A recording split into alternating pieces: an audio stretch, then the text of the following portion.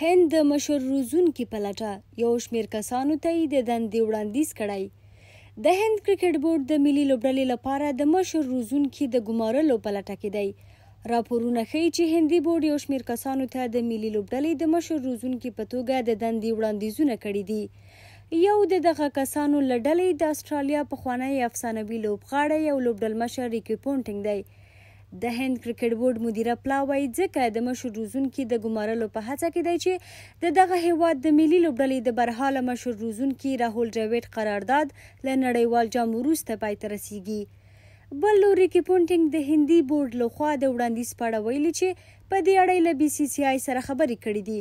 نوموړي څرګنده کړې چې د اوس لپاره نه غواړي دغه مسؤلیت پر غاړه واخلي او زیاته کړې ده چې که څه هم د مشر روزونکي په توګه د هند له ملي لوبډلې سره د کار کولو لیواله یم، خو اوس وخت زما د شخصي ژوند او بوختیاو له مخې مناسب نه دی چې دا دنده وکړم. غواړم ډیر وخت په خپل کور کې تیر کړم.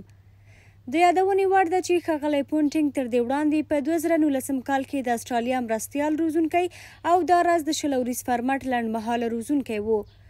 په ورته مهال د ریکی پونټینګ ترڅنګ هندي بورډ د استرالیا بل پخوانی لوبغاړي او مشر روزونکي جسټن لینګر، د نیوزیلند پخوانی لوبغاړي او د چینای اوسني مشر روزونکي سټیفن فیلمنګ، د سریلانکا پخوانی لوبغاړي او د ممبئی انډینز مشر روزونکي او د هند پخوانی لوبغاړي او د کلکتې اوسني مرستیال روزونکي ګوتم ګمبیر ته د هند ملي لوبډلې د مشر روزونکي په توګه د دندې وړاندیز کړی.